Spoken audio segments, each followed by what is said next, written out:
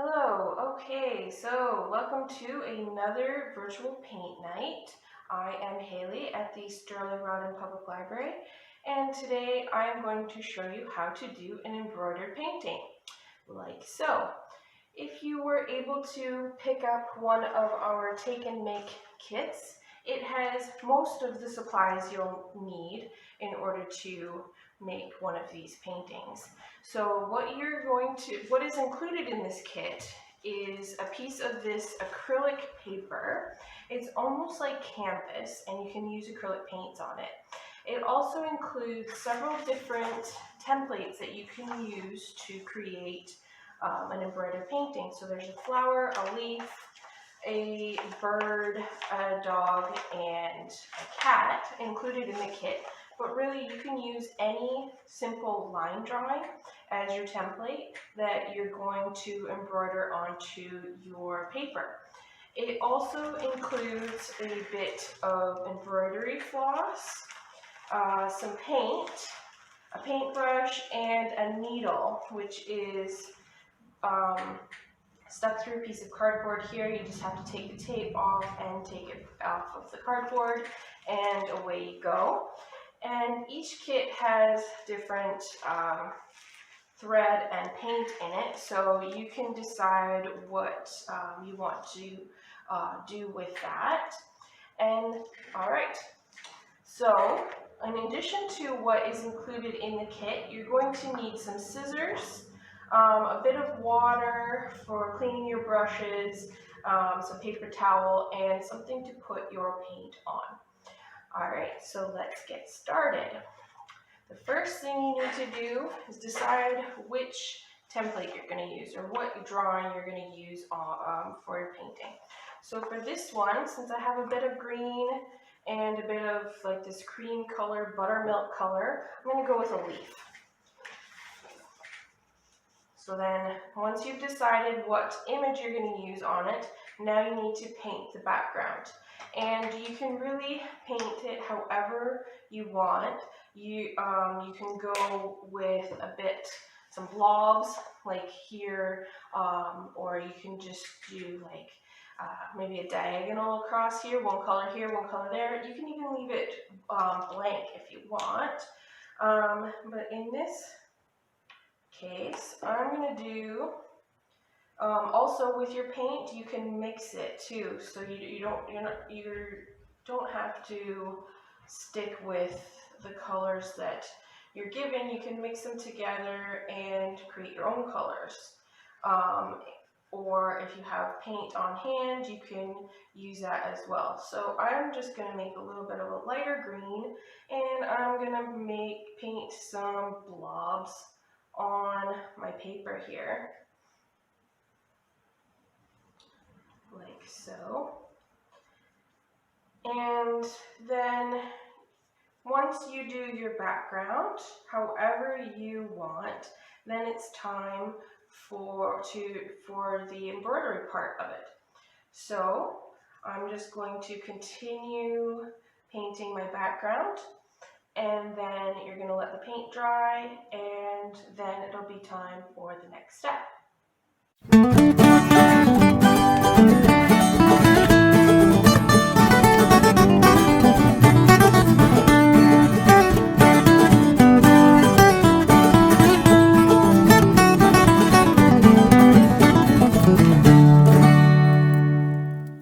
Once you have your background the way you want it, and you've let it dry, it's now time to add your image on top of it. And I just want to say it may take a couple of coats in order to get a nice coverage. You can add as much or as little paint for your background as you want, and put any amount of shapes, colors, whatever you want. However you want the background to look, it's up to you. So then take your image, and you're going to place it on your background painting. You can do it straight up and down if you like. That's what I did for the example here. But for this one, I think I'm going to place it on an angle So this is what you will be embroidering into your paper. So figure out how you want this to look on your page.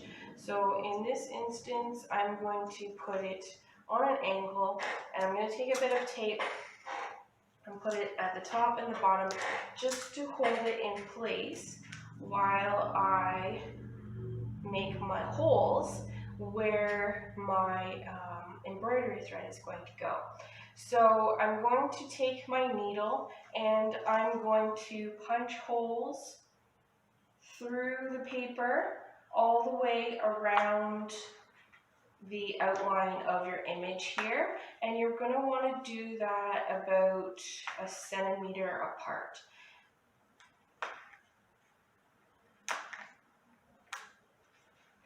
So just go ahead and go around your entire outline,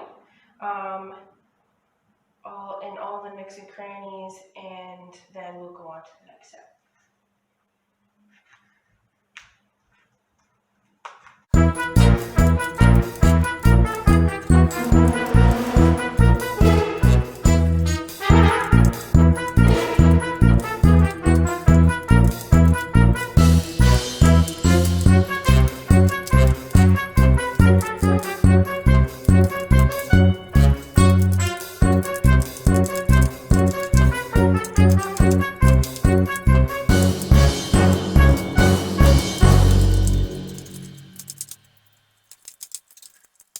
And we're done poking holes.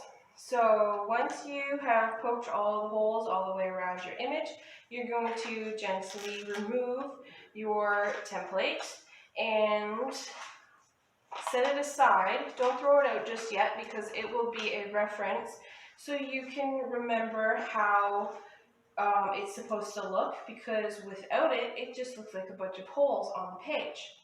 So then you're going to take your needle and your bit of embroidery floss, and you're going to cut a length off of it. It doesn't matter how long. I like to use shorter lengths so they're less likely to get tangled. But it's up to you how long you want to use it. So you then thread it through your needle and leave a bit dangling there, and the other end just tie a simple knot. And then you start from the back, and you can start anywhere on your image. It doesn't matter if you start at the top, bottom, or somewhere in the middle. But what you're going to want to do is start from the second hole somewhere and go through and pull your thread all the way through until the knot is flush on the back here. And then from the second hole, go to the first hole and pull it all the way through. So there you have your first stitch. And then go from the back again and go to the third hole and through until you pull it tight. And then go through the second hole like so. So that's basically all there is to it. And you just keep doing that until you have your entire image complete. And when you run out of thread, you just tie a knot in it like you did to start, and then thread your needle again and continue on. The back is going to look like this. It might look a little messier than this depending on what kind of image you have, because you might be going all over the place like so.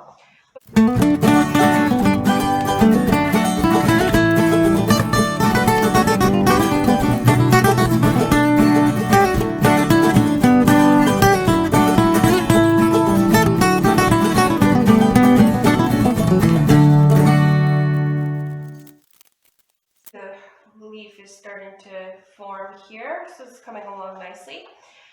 If you make a mistake, like say you go into the wrong hole, you want to continue this way instead of going this way, all you do is take your needle and you put it back in the hole, like so, and pull it back through, and then just go into the hole that you meant to go into the whole time. Like so. The paper is pretty durable, so it'll hold up pretty good.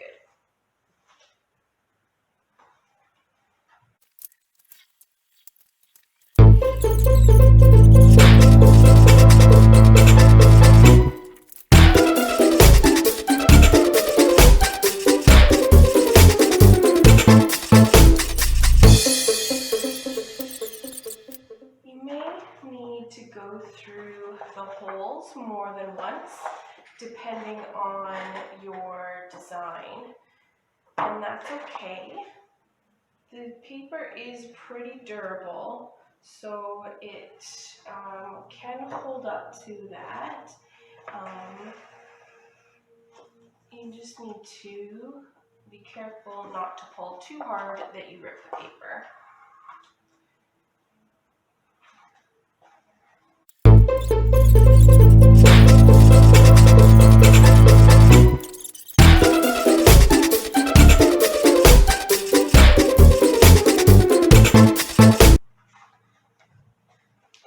And when your design is finished, you just flip it over, tie it in a knot, and cut off the excess. And there you have it. There is the final product of our embroidered painting. This is my leaf, and this is my flowers from earlier. Now, all you need to do is put them in a picture frame and hang them on your wall. The hardest thing about this craft is threading the needle and not stabbing yourself with the needle.